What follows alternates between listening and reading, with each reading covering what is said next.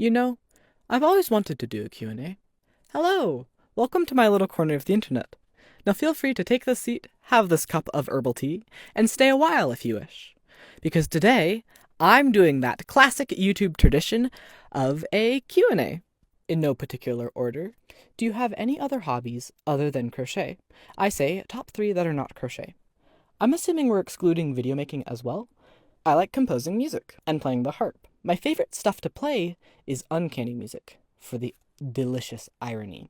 When I was first told about the harp, I was told no matter what you play on it, it's beautiful, and I took that as a challenge. In case you were wondering, yes, it is tragically impossible to play the harp while wearing a fursuit. I really like playing around with math, and my recent math Everest is the 3x plus 1 problem. Look at the spreadsheet I've made with all of these patterns that probably mean something. Lastly, I like world building. I absolutely love just sitting around and pondering through the mechanics of a setting, or reworking the same scene over and over again until it's polished.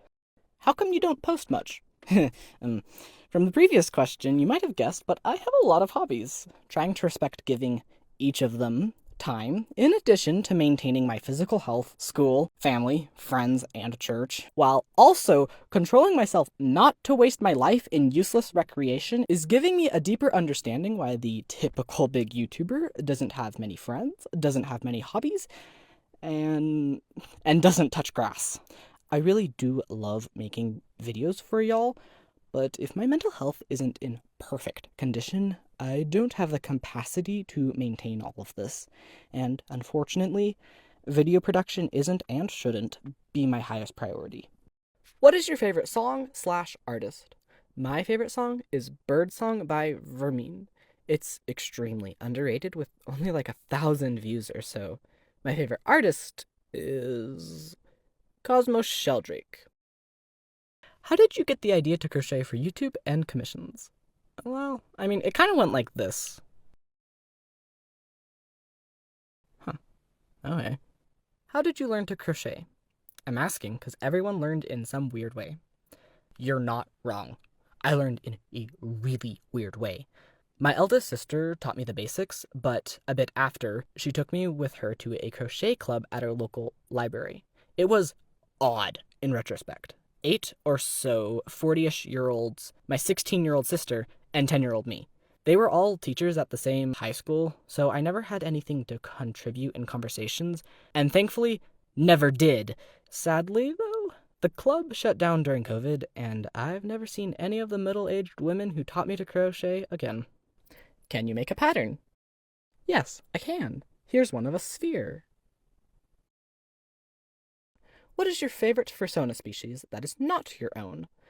Well, my fursona is probably a canine. Let's see. I like otters, bats, and protogens. But if I were to crochet another fursuit, it'd be a bumblebee. I can't find the comments now, but one of you pointed out that the texture of yarn fits bees perfectly. How did you get into the furry fandom? I personally blame an incompetent witch. This is going to require a bit of explanation. It all started when I was but a wee lad. I was born with a curse, covered head to toe in rash. Obviously, my mother took me to see several doctors, but each one responded with something along the lines of, I don't know, here's an ointment or something. Out of regular ones, my mother looked towards the local witch doctor, and after a bada bing bada boom, no more rash. However, I'm pretty sure the witch scammed us. A few years later, I started getting hurt every Sunday. First, I got my arm slammed in a car door. Then the next Sunday, I fell off the banisters above my stairs. Then, I rope burned my neck going down a slide. Then, a dog bit my hand. Finally, a rock thrown at a ball stuck in a tree missed and pierced me right in the face directly under my eye. Assuming I was cursed, my mom took me back to the witch doctor. She used her special witch magic and woohoo! Curse cured! Until a few weeks later. Every freaking single time I went on a campout, I fell into a body of water. Crossing a rope bridge, water. Walking over a log, water.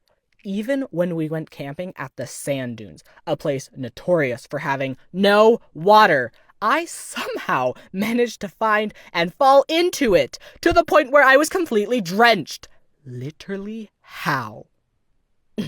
Still oblivious, my mother and I went back to the witch doctor. She crafted up another spell and sent us back on our way, under the false assumption that she had done her job and I had no more curse. Until... over the course of 2 years, I managed to break myself 9 computers. Some melted, others seemingly leaped off bookshelves. Really soak that in, though. A new computer every 2.5 months. Every 2.5 months. Anyways, you know the gist of it. We go back to the witch doctor, curse removed, we leave, and at a certain amount of time passes. This was the shortest of the curses, only having 2 events or so. The first time was during a sledding activity. Allegedly, I went down a steep slope, off a dangerous jump, and managed to perfectly fold in half. I say allegedly because I don't actually remember anything from this activity, so I either got a concussion or 40 plus people are gaslighting me. The second time was during one of those get-to-know-you days at the beginning of school years. I was doing that thing where you, fling a hula hoop in such a way that it goes forward and then rolls backwards past you. Genius little me thought it was a great idea to run backwards with it. Next thing you know, I've tripped and am now falling. By definition, I ran backwards off a cliff. I am genuinely surprised I did not hit my head and unalive myself. Recognizing a pattern at this point, my mother and I considered this manifestation of the curse to be a little too deadly to wait upon, and quickly made haste back to the witch doctor. Once again she did her thing, and poof! Huh. So yeah, I'd go back to the witch doctor and try to break the curse again, but I am honestly terrified it will transform into something worse. I could become a World of Warcraft fan. What I have right now isn't actively endangering my life, so why risk it, you know? Do you have any other fursuit related projects, either in the works or already done? No, but I did crochet an octopus out of tinsel. 4 out of 10 would not recommend this yarn alternative. How long did your fursuit take to make? I haven't added it up yet, but it's at least 350 hours. Do you prefer a crocheted fursuit or a traditional fursuit? I don't know. It's like oil versus acrylic paintings. There's so much more to the appeal of an art piece than just the material used to make it. What is it trying to say? How talented is the artist? Was it made out of AI? You get my point. Also, I don't think we've even seen enough crocheted fursuits for me to feel comfortable forming an opinion comparing the two.